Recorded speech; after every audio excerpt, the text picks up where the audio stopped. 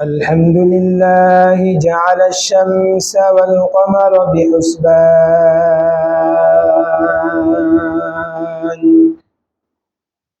والنجم والشجر يسجدان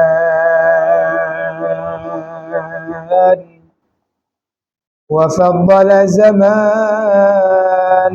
على زمان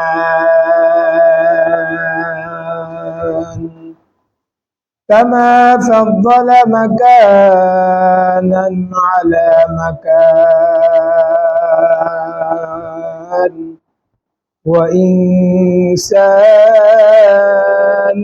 على إنسان أما بعد فقد قال الله تبارك وتعالى في كلامه المجيد وفرقانه الحميد. أعوذ بالله من الشيطان الرجيم. بسم الله الرحمن الرحيم.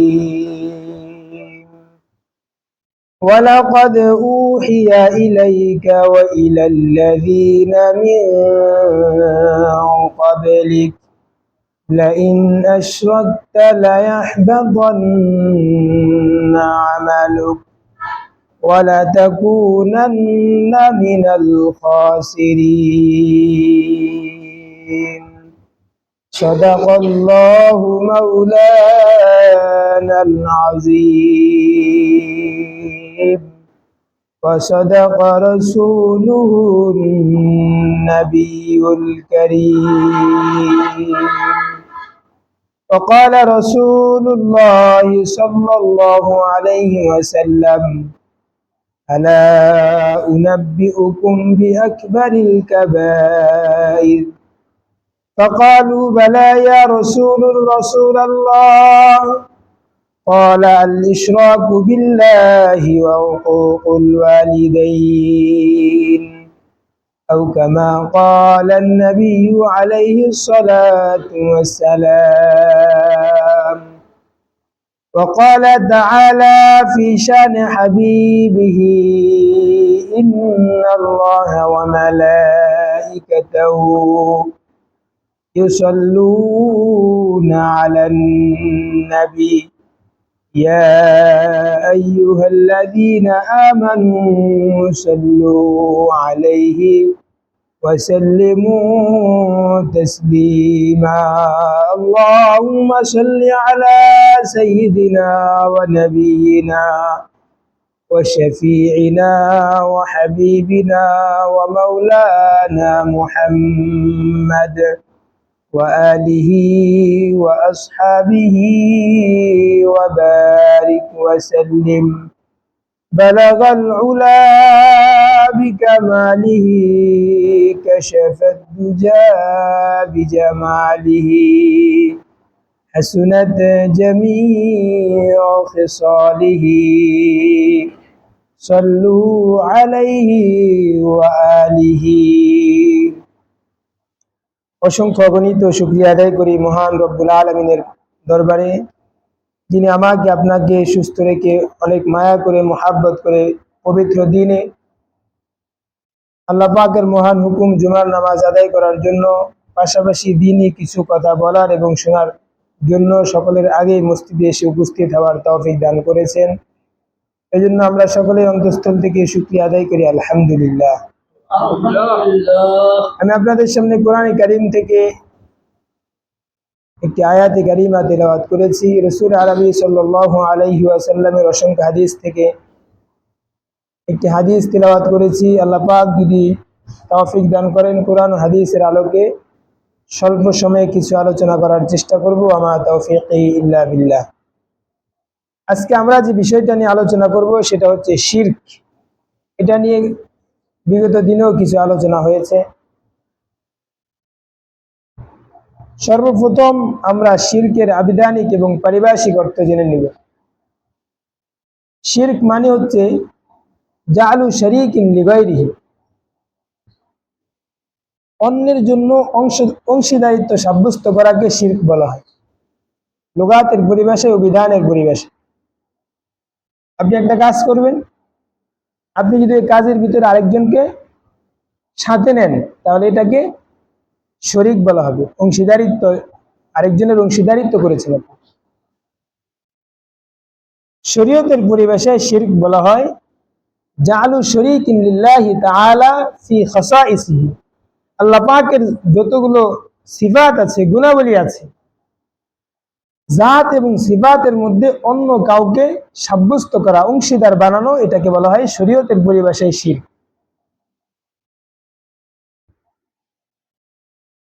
তাহলে আল্লাহ পাকের যতগুলো সিফাত আছে, গুণাবলী আছে, এই সিফাতের মধ্যে, গুণাবলীর মধ্যে অন্য কাউকে অংশীদারিত্ব করা, অন্য কাউকে সাব্যস্ত করাকে শরীয়তের পরিভাষায় শিরক বলা হয়। ইমানদার আল্লাহর গোলাম লক্ষ্য করুন, শিরকে আল্লাহ রাব্বুল আলামিন যুলমুন আযীমুন বলেছেন, মহা অপরাধ। সূরা লুকমান পারা নম্বর 21 পৃষ্ঠা নম্বর 11 আয়াত নম্বর 13। এই সূরার মধ্যে আল্লাহ রাব্বুল আলামিন বলেন, وَإِذْ قَالَ لُقْمَانُ لِابْنِهِ وَهُوَ يَعِظُهُ يَا بُنَيَّ لَا تُشْرِكْ بِاللَّهِ إِنَّ الشِّرْكَ لَظُلْمٌ عَظِيمٌ। আল্লাহ রাব্বুল আলামিন বলেন, وَإِذْ قَالَ لُقْمَانُ لِابْنِهِ وَهُوَ يَعِظُهُ يَا بُنَيَّ لَا تُشْرِكْ بِاللَّهِ। পূর্বেকার যুগে একজন লোক ছিল লুকমান নামে। এই লোকটা কি নবী ছিল নাকি আল্লাহওয়ালা ছিল? এর ভিতরে ইমামদের বড়দের অভিমত আছে। কেউ কেউ বলেছেন লুকমান উনি একজন নবী ছিলেন, আবার অনেকে বলেছেন এই লোকটি নবী ছিল না, বরং একজন আল্লাহওয়ালা মানুষ ছিল। তিনি তার সন্তানকে অনেকগুলো উপদেশ দিয়েছিলেন। ওই উপদেশগুলোর মধ্যে থেকে একটি উপদেশ হচ্ছে শিরক থেকে দূরে থাকা।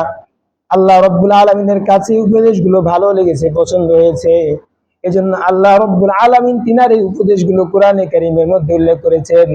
আমার আল্লাহ বলেন, ওয়া ইয ক্বালা লুকমানু লিবনিহি ওয়া হুয়া ইয়াইযুহু ইয়া বুনাইয়া লা তুশরিক বিল্লাহ ইন্নাশ শিরকা লাযুলমুন আযীম।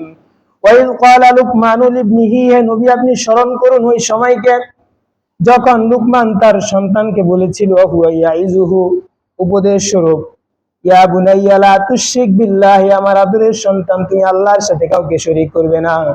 কারণ হলো ইন্নাশ শিরকা লাযুলমুন আযীম, সবচাইতে বড় অপরাধ হচ্ছে আল্লাহর সাথে শরীক করা।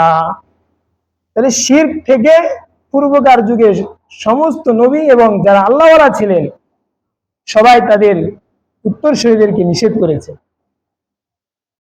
বিশ্ব নবী রাহমাতুল্লিল আলামিনের নবুয়তের শুরু থেকে নিয়ে শেষ পর্যন্ত গোটা জীবন তিনি শিরকের বিরুদ্ধে বিরাম সংগ্রাম চালিয়ে গিয়েছেন। শিরকের ভয়াবহতা অনেক কঠিন। আল্লাহ রাব্বুল আলামিন জানান সূরা জুমার 12 নম্বর 24 পৃষ্ঠা নম্বর 4 আয়াত নম্বর 65। আমার আল্লাহ বলেন, ওয়ালাকাদ উহিয়া ইলাইকা ওয়া ইলাল্লাযীনা মিন ক্বাবলিক লাইন আশরাকতা লায়াহবাতান্না আমালুক ওয়া লাতাকুনান্না মিনাল খাসিরিন। ওয়ালাকাদ উহিয়া ইলাইকা, হে নবী আপনার কাছে ওহী প্রেরণ করা হয়েছে, ওয়া ইলাল্লাযীনা মিন ক্বাবলিকা, যত নবী যত মানুষ আপনার পূর্বে অতিক্রম হয়েছে তাদের কাছেও এই মর্ম ওহী প্রেরণ করা হয়েছে, লাইন আশরাকতা লায়াহবাতান্না আমালুকা, আপনি যদি আল্লাহর সাথে কোনো অংশীদারিত্ব করেন, অন্য কাউকে সাব্যস্ত করেন, আল্লাহর জাতের মধ্যে, সিফাতের মধ্যে, গুণাবলীর মধ্যে যদি আপনি কাউকে শরীক করেন, লায়াহবাতান্না আমালুকা, জীবনে যত আমল করেছেন সব আমলগুলো নষ্ট হয়ে যাবে, ওয়ালা তাকুনান্না মিনাল খাসিরিন, এবং আপনি ভ্রষ্টদের অন্তর্ভুক্ত হয়ে যাবেন, ক্ষতিগ্রস্তদের অন্তর্ভুক্ত হয়ে যাবেন।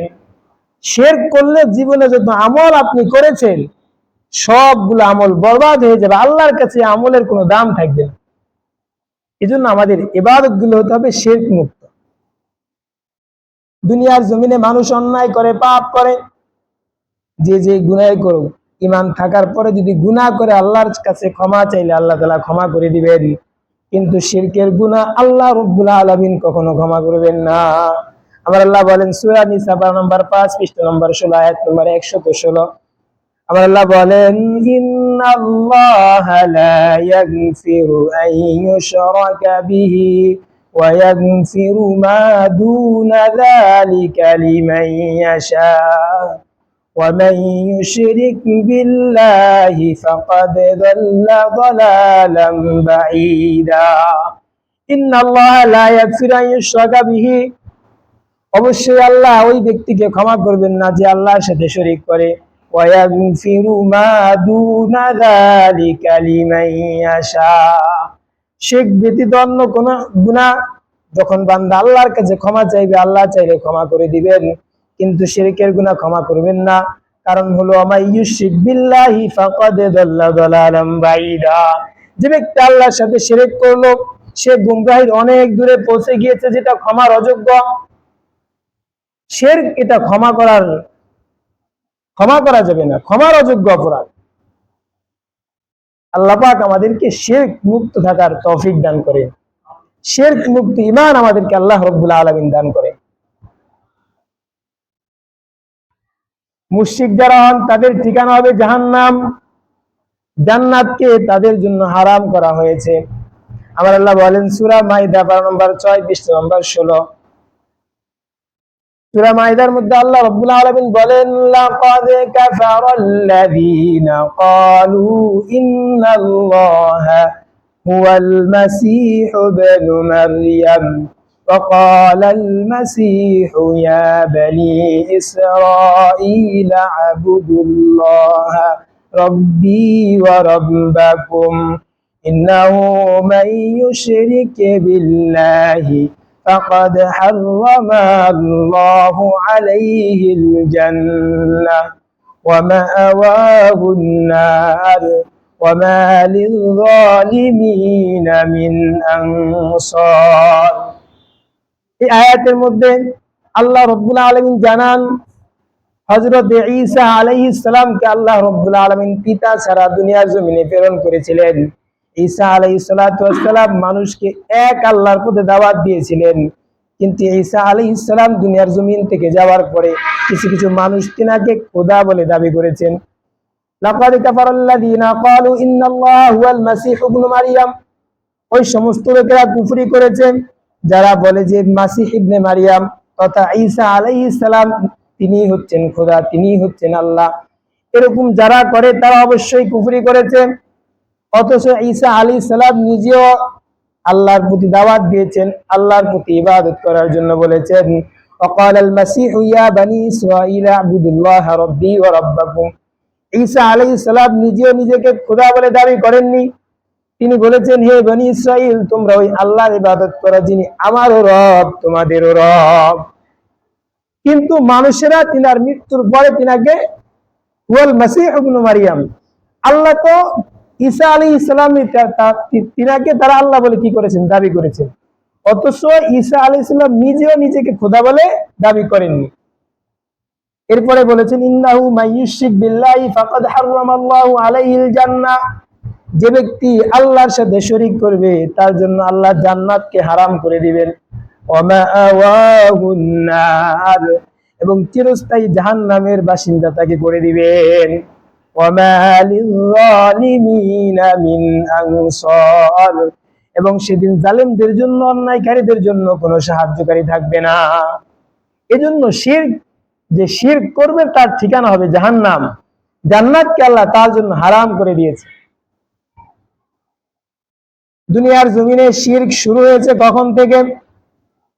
হযরত আদম আলাইহিস সালাতু ওয়াস সালাম যখন দুনিয়ার জমিন থেকে বিদায় নিয়েছেন, তার যে সমস্ত অনুসারীরা ছিল তাদের মধ্যে কিছু আল্লাহওয়ালা মানুষ ছিল, দিনদার মানুষ ছিল, যারা আদম আলাইহিস সালাতু ওয়াস সালামের পদঙ্ক অনুসরণ করে দ্বীন মানা শুরু করেছে।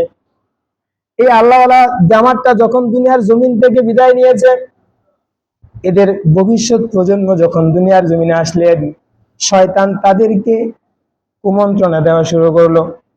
তোমাদের যে পূর্বপুরুষ যারা আল্লাহওয়ালা ফরেজগার মুত্তাকি ছিল, তোমরা তাদের মূর্তি তৈরি করো, মূর্তি তৈরি করে তোমরা এই মূর্তিগুলোকে তোমাদের উপাসনালয়ে, তোমাদের ইবাদত খানার ভিতরে রেখে দাও। এগুলো দেখে দেখে ইবাদত করবে আর মনের ভিতরে শান্তি লাভ করবে।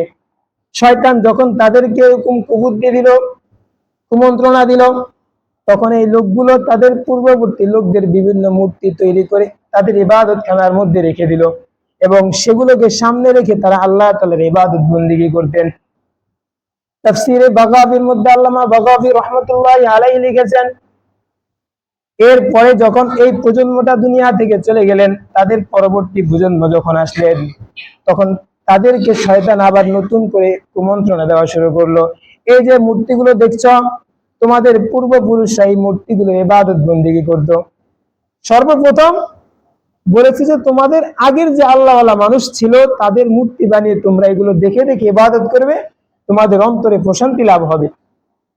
এই প্রজন্ম যখন দুনিয়া থেকে বিদায় নিয়েছে, পরবর্তী প্রজন্মের কাছে ভিন্ন মেসেজ। তোমাদের পূর্ববর্তী লোকেরা তো এই মূর্তিগুলোর কি করতো? ইবাদত বন্দেগী করতো। তোমরা আল্লাহ তাআলার ইবাদত বন্দেগী কেন করো? তখন তারা এই মূর্তিগুলোর ইবাদত করা কি করেছে? শুরু করেছে। এই ইবাদত যখন তারা মূর্তি পূজা শুরু করলো, আল্লাহর সাথে শরীক করা শুরু করে দিল, তখন আল্লাহ রাব্বুল আলামিন হযরত নূহ আলাইহিস সালামকে মূর্তির বিরুদ্ধে একত্ববাদের পক্ষে প্রেরণ করলেন।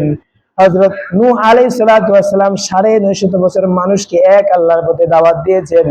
হযরত নূহ আলাইহিস সালাম বলেন, ক্বালা রাব্বি ইন্নী দাউতু কওমি লাইলা ওয়া নাহারা। সূরা রূহের মধ্যে আল্লাহ তাআলা উল্লেখ করেছেন, ক্বালা রাব্বি ইন্নী দাউতু কওমি লাইলা ওয়া নাহারা ফালাম ইয়াজিদহুম দুআই ইল্লা ফিরারা।